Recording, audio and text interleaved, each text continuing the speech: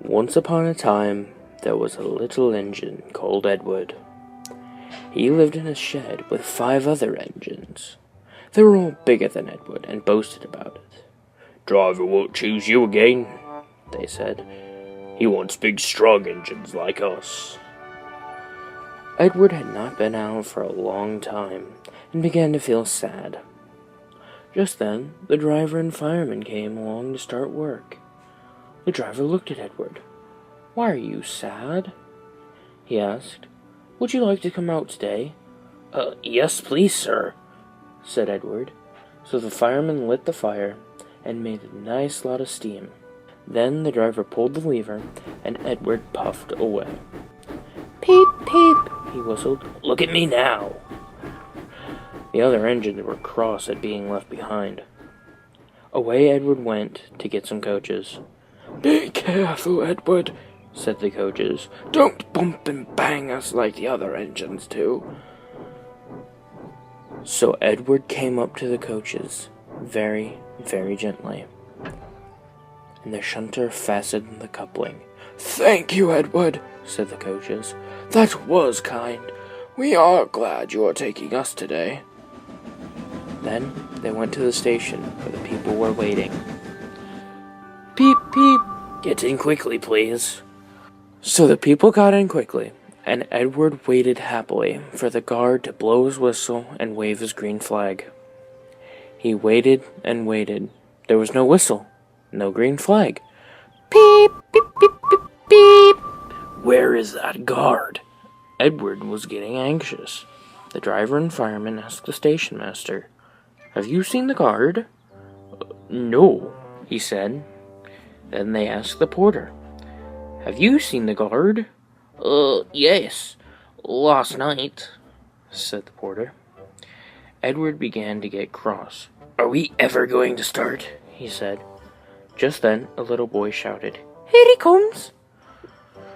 And there the guard was running down the hill with his flags in hand and a sandwich in the other. He ran to the platform, blew his whistle, and jumped into his van. Edward puffed off. He did have a happy day. All the children ran to wave as he went by. And he met old friends at all the stations. He worked so hard that the driver promised to take him out again the next day.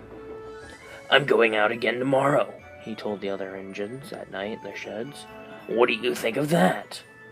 But he didn't hear what they thought, for he was so tired and happy that he fell asleep. One of the engines in Edward's shed was called Gordon. He was very big and very proud.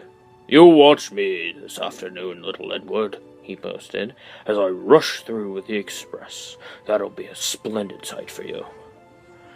Just then his driver pulled the lever. "Goodbye, little Edward," said Gordon, as he puffed away. "Look out for me this afternoon." Edward went off too, to do some shunting.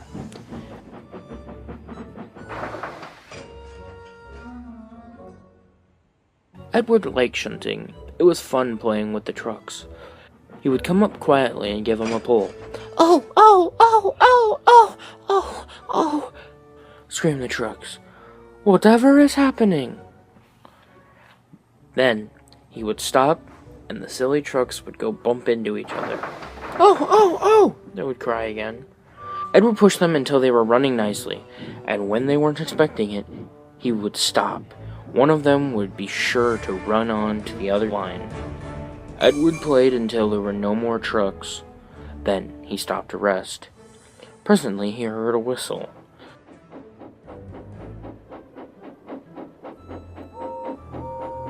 Gordon came puffing along, very slowly and very crossly. Instead of nice shining coaches, he was pulling a lot of very dirty coal trucks.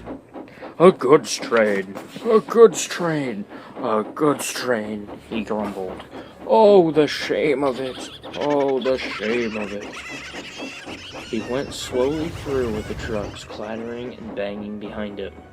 Edward laughed and went to find some more trucks.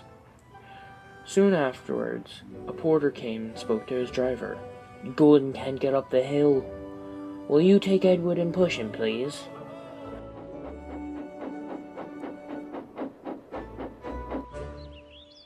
They found Gordon halfway up the hill and very cross.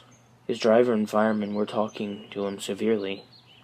"You're not trying," they told him. "I can't do it," said Gordon. "The noisy trucks hold an engine back so. If they were coaches, now, clean, sensible things that come along quietly, that would be different." Edward's driver came up. "We've come to push," he said. "No use at all," said Gordon. "You just wait and see," said Edward's driver. They brought the train back to the bottom of the hill. Edward came up behind the brake van, ready to push. "Peep, peep, I'm ready," he said. "Poop, poop, no good," grumbled Gordon. The guard blew his whistle, and they pulled and puffed as hard as they could.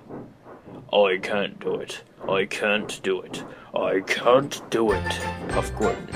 "I will do it. I will do it. I will do it," puffed Edward. "I can't do it. I will do it. I can't do it. I will do it," as they puffed together. Edward pushed and puffed and puffed and pushed as hard as he ever could, and almost before he realized it, Gordon found himself at the top of the hill. "I've done it! I've done it! I've done it!" he said proudly, and forgot all about Edward pushing behind.